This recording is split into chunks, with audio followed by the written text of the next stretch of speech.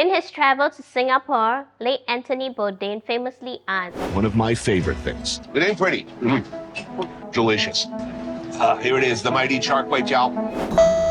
Next station, Marina Bay.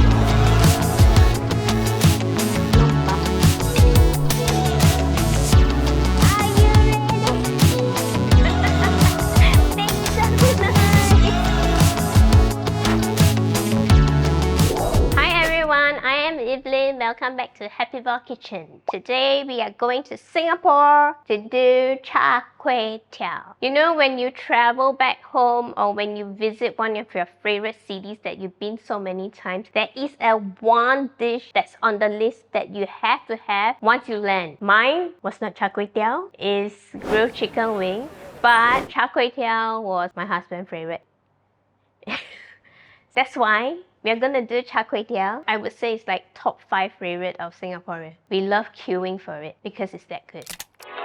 So the ingredients for Char Kway Teow. So this will be Kway Teow, flat rice noodle. So we want the fresh ones, like I've explained in the previous video of Kway Teow Kway, which you can look at here, I don't know, anywhere, but we have a link. Watch it. Sauce will be light soy sauce. Kecap Manis is an Indonesian sauce. Before the Malaysians start going, no, we don't put Kecap Manis. This is the Singapore version that I grew up with, okay? And fish sauce. And then we have chives, fresh chives. Chinese sausage, fresh cut garlic, lard. This is actually a lot of Char Kway Teow. They would say the most important thing is the fire. Second is the lard. In Singapore, we will have like those lard beads and lard oil. That will be like, And then egg, bean sprout. Prawns. The usual Char Kway Teow, we usually use cockles, but I'm not really a fan of cockles. And I know cockles are not that easily sourced outside of Asia. You can replace it with prawn as your protein. Finish off. If you like it spicy, I would recommend sambal oelek on your end. It's easier to sauce. This is the one that I make at home. For you, just get sambal oelek, it's fine. So we're gonna do Char Kway Teow. This one is cooked over fire. It's inspired by Penang, the one that is really famous. When I'm in Singapore, I tried a few as well. Hill Street, and also in Singapore, Char Kway Teow is everywhere. So this is my rendition of Char Kway Teow that is inspired by my childhood. You know, with the Kecap Manis, as I mentioned. Malaysia doesn't put Kecap Manis, but Singapore style, we like the Kecap Manis. And this is a little bit of a bittersweet because this would be the last episode that we are shooting at this location before we move. But we'll cry over the Char Kway Teow. Okay. So I'm just gonna cook the prawns first. So just give a good sear. Once it turns pink, we're done. Back on fire. Char Kway Teow has a lot of calories. You can try cooking it with less oil, but it just doesn't taste Char Kway Teow. So this is almost like a once in a while thing. Char Kway Teow was created. We didn't have much food, and it was a high calorie food for the coolies, the fishermen, the trishaw riders. So this is sustenance enough for them to get them going throughout the whole day. So we'll add the noodles and the Kecap Manis. So we want the wok hay. The one in Penang, they use a special engine blower.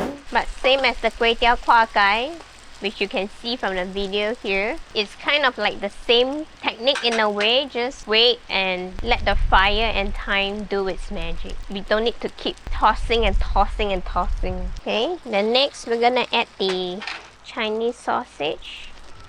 This for me is like the thing that must have in a Char Kway Teow. I love eating Chinese sausage because it's like a nostalgia thing. When we have Pasar Malam, it's like our night market. For you guys would be probably hot dog on the stick. This is my hot dog on the stick. Yeah, so there's a bit of color like that. It's good. And we add the garlic. And then we add the sauce little by little.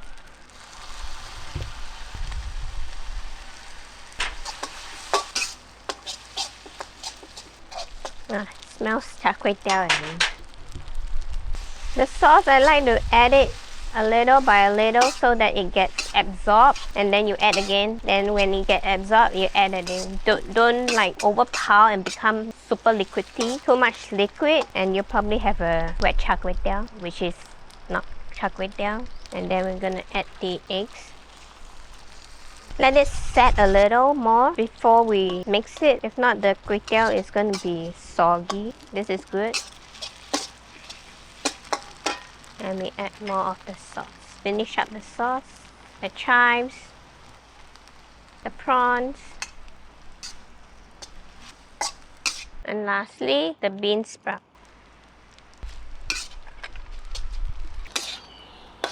Legit!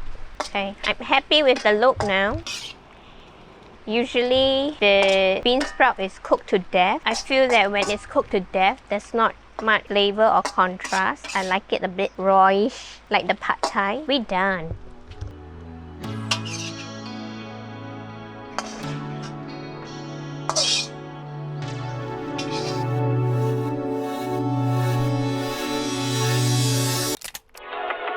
So the thing about char kway teow is once you cook it, you have to eat it immediately to get the full experience of it, to have the aroma of the wok hay and all the flavors, and then don't wait, don't be polite and wait for everyone else. No, just dig in.